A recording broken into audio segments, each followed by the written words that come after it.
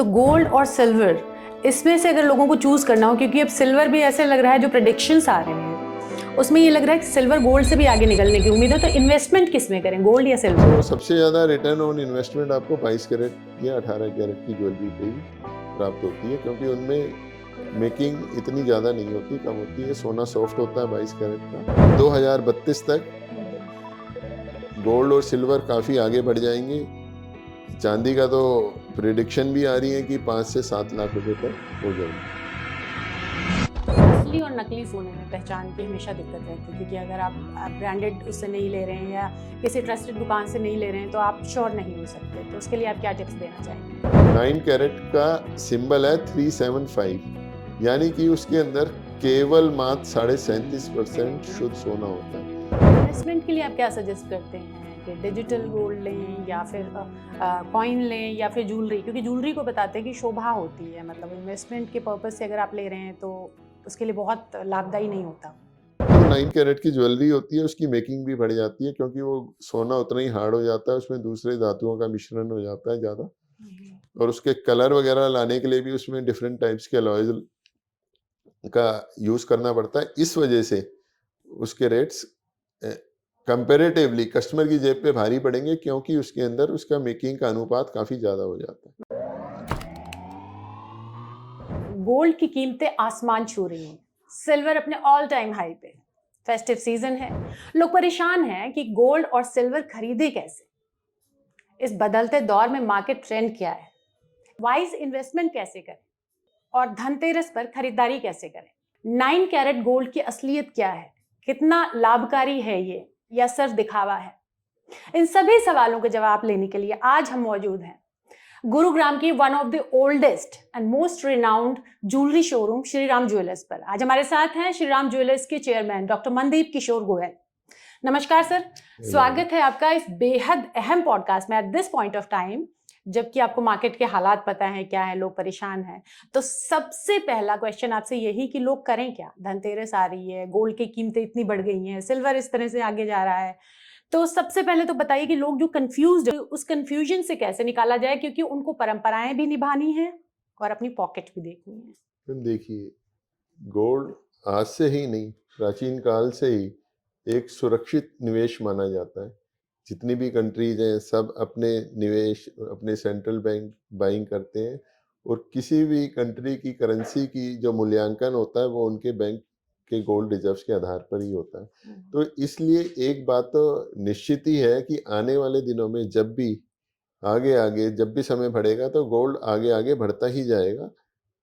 कम होने की संभावना बहुत ही क्षीण या निम्न है। बहुत ऊपर उसके जाएगा अभी भी। उसके यहाँ जी बिल्कुल उम्मीद है कि मुझे लगता है कि 2032 तक का अगर कंजर्वेटिव देखें तो कम से कम डबल यहाँ से हो जाएगा।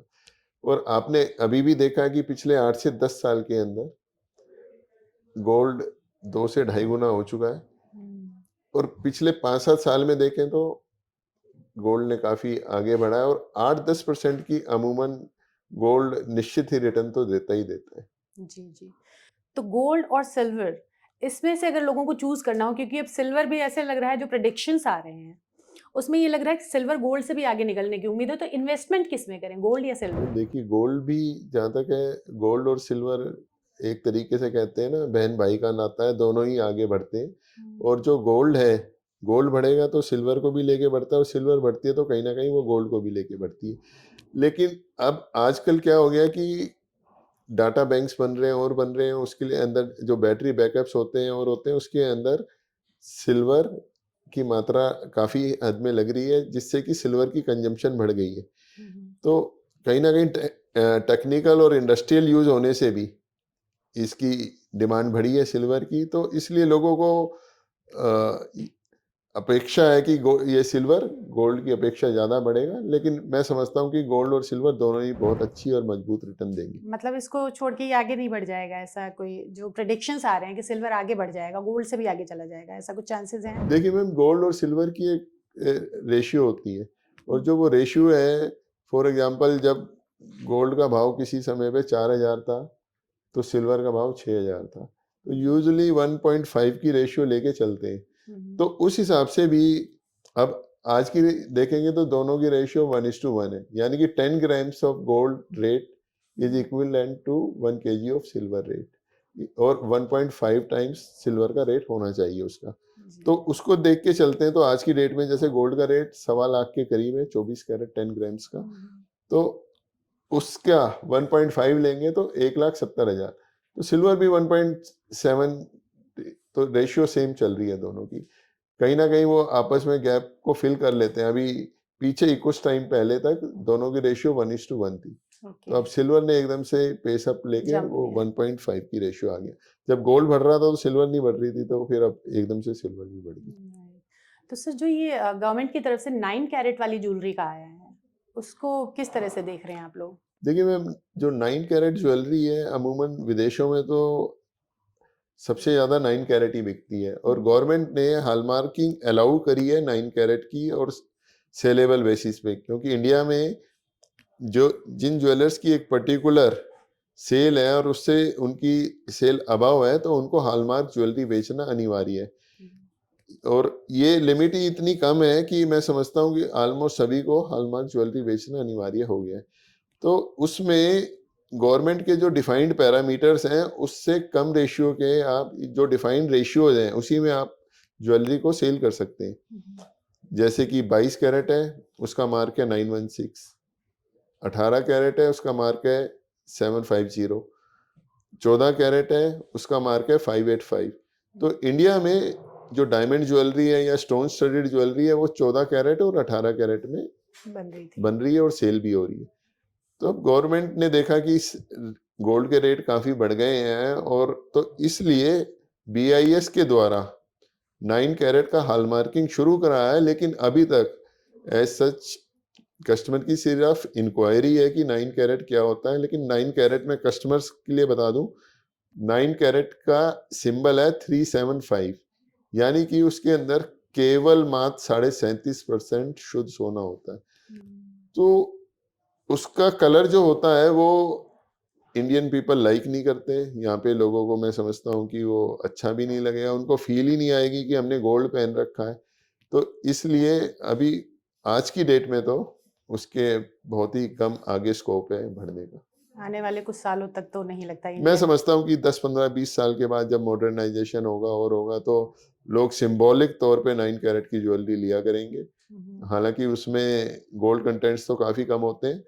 उसके साथ में जो 9 कैरेट की ज्वेलरी होती है उसकी मेकिंग भी बढ़ जाती है, क्योंकि वो सोना उतना ही हार्ड हो जाता है, उसमें दूसरे धातुओं का मिश्रण हो जाता है ज्यादा, और उसके कलर वगैरह लाने के लिए भी उसमें डिफरेंट टाइप्स के अलॉयज का यूज करना पड़ता है। इस वजह से उसके रेट्स कंपैरेटिवली कस्टमर की जेब पे भारी पड़ेंगे, क्योंकि उसके अंदर उसका मेकिंग का अनुपात काफी ज्यादा हो जाता है। मतलब आप कह रहे हैं कि आप थोड़ा सा ही लो, कम ही लो, लेकिन प्योर गोल्ड लो। 9 कैरेट उस तरह के आपको रिटर्न्स नहीं देगा। नहीं, 9 कैरेट रिटर्न देगा, लेकिन उसमें 37.5% है, और उसके ऊपर अगर आप मजदूरी की रेशियो देखेंगे तो वो बढ़ जाएगी आपकी। सो सबसे ज्यादा रिटर्न ऑन इन्वेस्टमेंट आपको 22 कैरेट या 18 कैरेट की ज्वेलरी पे ही प्राप्त होती है, क्योंकि उनमें मेकिंग इतनी ज्यादा नहीं होती, कम होती है। सोना सॉफ्ट होता है 22 कैरेट का, तो इसलिए उस पर मजदूरी अमूमन 10, 15, 20%, 25% तक अच्छी ज्वेलरी मिल जाती है। इन्वेस्टमेंट के लिए आप क्या सजेस्ट करते हैं कि डिजिटल गोल्ड लें या फिर कॉइन लें या फिर ज्वेलरी? क्योंकि ज्वेलरी को बताते हैं कि शोभा होती है, मतलब इन्वेस्टमेंट के पर्पज से अगर आप ले रहे हैं तो उसके लिए बहुत लाभदायी नहीं होता। मैम देखिए, एक जो गृहिणी होती है घर में, जिसको लक्ष्मी का भी रूप कहा गया है, तो उसकी भी इच्छा रहती है कि मैं भी अपना श्रृंगार करूं। और श्रृंगार में अगर आप देखेंगे तो सब तरीके के गहने हमारे प्राचीन काल से भारत की संस्कृति में, और सबके अपने अपने महत्व हैं और उनके साइंटिफिक रीजंस भी हैं। मान लीजिए मांग टीका है या और है, तो उससे कहते हैं कि यहाँ पर हेड पर आगे पर्टिकुलर पॉइंट पे प्रेशर पड़ता है और पड़ता है। या कानों में, तो कान में करने से अलग उसके होते हैं, नथनी पहनने से या नोजपिन पहनने से डिफरेंट पॉइंट्स हैं, उनको पंचर करके। तो ये बॉडी के क्रिया सिस्टम होती है, उनको भी एक्टिवेट करते हैं। हाथ में पहनने से, कलाइयों में पहनने से उसका अलग प्रभाव आता है आपके ऊपर। तो कहीं ना कहीं उसके साइंटिफिक रीजन भी हैं, कि ये क्यों पहने जाते हैं। जो प्राचीन काल में हमारी वित्तीय प्रणाली थी और जो शास्त्र वगैरह थे वो इतने ज्यादा एडवांस थे, अब हम उसकी तरफ जा रहे हैं, दोबारा उसकी तरफ जा रहे हैं और कर रहे हैं। तो कहीं ना कहीं उनका अपना अलग से महत्व है। और उस गृहिणी को आप खुश रखना चाहेंगे तो उसको ज्वेलरी भी पहनाइए, साथ में एप्रिसिएशन भी मिलेगी आपको। तो मेरा तो मानना यही है कि जो अफोर्ड कर सकते हैं और अपने घर में भी सुख शांति चाहते हैं घरवाली को भी खुश रखना चाहते हैं, तो they should buy jewellery. Right. तो अभी जो ये चेंजिंग सिनेरियो है, इतनी ड्रास्टिकली चीजें चेंज हो रही हैं, बहुत आगे चला जा रहा है गोल्ड, तो इसमें सही वक्त क्या है इन्वेस्टमेंट करने का गोल्ड में? देखिए मैम, जिस दिन आप इन्वेस्ट करना चाहते हैं वही सबसे सही वक्त है इस खास तौर पे गोल्ड में इन्वेस्ट करने का या सिल्वर में इन्वेस्ट करने का, क्योंकि 8 से 10% की अमूमन रिटर्न दे ही रहा है गोल्ड। और अभी जो कहते हैं कि ये अनचार्टेड टेरिटरी में आ चुके हैं गोल्ड और सिल्वर, कोई भी किसी को भी नहीं पता ये कहाँ पर जाकर सांस लेंगे या कहाँ पर जाके थोड़े बहुत थमेंगे। लेकिन मुझे लगता है कि 2032 तक गोल्ड और सिल्वर काफी आगे बढ़ जाएंगे। चांदी का तो प्रिडिक्शन भी आ रही है कि 5 से 7 लाख रुपए तक हो जाएगी। असली और नकली सोने में पहचान की हमेशा दिक्कत रहती है, क्योंकि अगर आप ब्रांडेड उससे नहीं ले रहे हैं या किसी ट्रस्टेड दुकान से नहीं ले रहे हैं तो आप श्योर नहीं हो सकते। तो उसके लिए आप क्या टिप्स देना चाहेंगे? सबसे पहले तो कस्टमर को देखो, आजकल बहुत सारे मन लुभावन वो स्कीम्स वगैरह चलते रहते हैं कस्टमर को अट्रैक्ट करने के लिए और करने के लिए। तो कस्टमर को सबसे पहले देखना है कि ये रिलायबल विश्वसनीय दुकान से खरीदे जहाँ पर उसकी सुनवाई हो। ब्रांडेड का भी कहने का नाम है ब्रांडेड का, लेकिन ब्रांडेड में भी एक हद तक ही सुनवाई होती है कस्टमर की, उसके बाद उसकी सुनवाई नहीं होती। तो किसी अपने लोकल विश्वसनीय ज्वेलर के पास जाएंगे जो काफ़ी टाइम से हो, लंबे अरसे से जिनका काम चल रहा हो, जिनकी मार्केट में साख हो। उसके अलावा कस्टमर गूगल रिव्यूज उनके देख सकता है, जिस दुकान से खरीद रहा है उस शॉप के गूगल रिव्यूज कैसे हैं।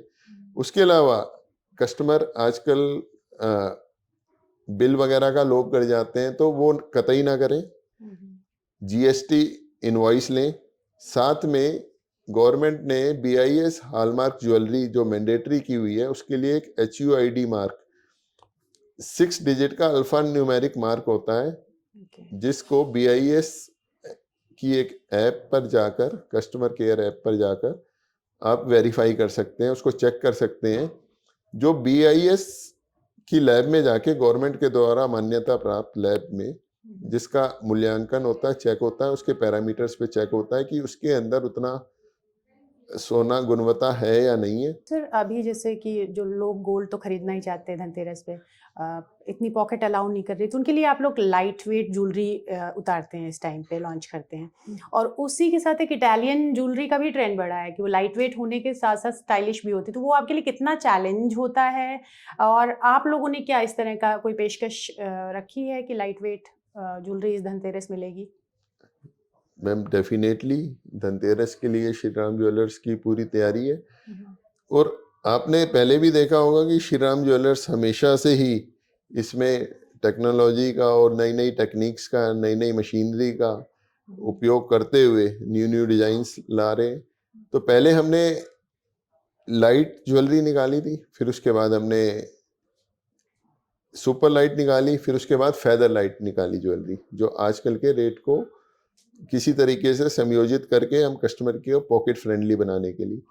तो बिल्कुल लाइट वेट ज्वेलरी जो कस्टमर की पॉकेट फ्रेंडली भी हो, लाइट वेट में भी हो, और कस्टमर को डिजाइन भी अच्छे लगे, लेटेस्ट डिजाइन हो, तो उस तरीके की ज्वेलरी श्री राम ज्वेलर्स बना रहा है। जी। लोग सेलिब्रिटी ट्रेंड्स को फॉलो करते हैं, सेलिब्रिटीज जो पहन रहे हैं, तो क्या उसके पीछे भागना सही है या आप गोल्ड को अपने तरीके से देख के लीजिए? देखिए मैम, सेलिब्रिटी ट्रेंड्स होते हैं, लोगों की लाइकिंग होती है, पसंद होती है, तो ज्वेलर भी एक उन सेलिब्रिटी ट्रेंड्स को फॉलो करके उसके अलग से एक विशेष श्रृंखला निकाल देते हैं, और जो लोगों को, कस्टमर को पसंद आता है, जो उनकी डिमांड होती है, हमें उसी तरीके से डिजाइन तैयार करने होते हैं और हम उन्हीं के हिसाब से डिजाइन तैयार करते हैं। जी। अब इसमें हम बात करते हैं गोल्ड से थोड़ा सा हटके, अगर डायमंड की बात करते हैं, तो LGD आ गया है मार्केट में, उसकी क्या क्रेडिबिलिटी है, कितना रिलायबल? क्योंकि अगर आप कहीं से भी लेंगे, सर्टिफाइड भी, आपका सर्टिफिकेट भी मिला हुआ है, लेकिन जहाँ से आप लेंगे वहीं आप वापस रीसेल कर सकते हैं। तो आपको क्या लगता है कि क्योंकि बिल्कुल दिखने में एक जैसे होते हैं, वो डायमंड वाला फील भी देते हैं, तो कस्टमर क्या डिफरेंस देखता है उसमें कि आप एक रियल डायमंड ले रहे हैं पैसे, काफ़ी पैसे लगा के, बहुत कम पैसों में आपको LGD मिल रहा है, तो उस पर आपका क्या कहना है? मैम देखिए, जो नेचुरल चीज़ है उनकी रिसोर्सेज लिमिटेड है, जो नेचुरल डायमंड है उसकी रिसोर्स लिमिटेड है। एलजीडी एक तरीके से डायमंड की क्लोनिंग है। तो अगर आप देखेंगे उसके अंदर, अगर माइक्रोस्कोप के अंदर देखा जाए और देखा जाए तो डिफरेंट क्रिस्टलाइजेशन है, डिफरेंट फॉर्मेशन है। और एलजीडी मैं समझता हूँ आने वाले टाइम में बहुत, जितना सस्ता आज है शायद उससे और भी ज़्यादा सस्ता हो जाएगा, और मुझे नहीं लगता कि आने वाले टाइम में एलजीडी में कस्टमर को कोई ग्रोथ मिलेगी। जबकि नेचुरल डायमंड है वो लिमिटेड रिसोर्स है, और उनमें डेफिनेटली मुझे लगता है कि आने वाले टाइम में कस्टमर को ग्रोथ मिलेगी, बेनिफिशियल रहेगा। नहीं तो नेकेड आइज से कोई डिफरेंस दिखता है? नहीं, नेकेड आई से आप या as a customer you can not make out very easily. Only very well equipped, very trained jewellers can identify. जो यंगस्टर्स हैं आजकल वो वाइट गोल्ड की तरफ जा रहे हैं, तो जी। प्लैटिनम बेसिकली है क्या, और उसको कैसे लोग देखें? क्योंकि जो ट्रेडिशनल बायर है वो तो प्लैटिनम की तरफ नहीं जाना चाहता, लेकिन यंगस्टर्स, उनकी डिमांड है कि शादियों में भी अगर पहन रहे हैं तो हमारे लिए प्लैटिनम लाओ। तो उसके लिए आप लोग क्या करते हैं कि गोल्ड भी हो और प्लैटिनम, मतलब बेसिकली कहाँ स्टैंड करता है?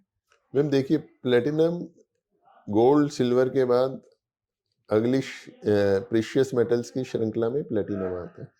तो प्लेटिनम भी एक प्रीशियस मेटल है, और विदेशों में तो प्लेटिनम का बहुत ज़्यादा प्रचलन है। और प्लेटिनम की जो कॉस्ट है, अब एकदम से ही गोल्ड और सिल्वर की कॉस्ट बढ़ गई है, लेकिन प्लेटिनम की cost almost half of the gold cost है। तो प्लेटिनम की ज्वेलरी हम पिछले कई सालों से, 20 सालों से बना रहे हैं, और कस्टमर लाइक भी करते हैं। यूजुअली कुछ लोग एंगेजमेंट्स भी प्लेटिनम डायमंड रिंग्स वगैरह के साथ करना चाह रहे हैं।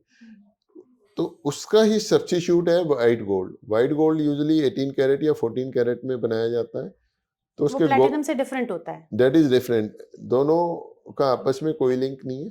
Platinum is entirely different material, another precious metal.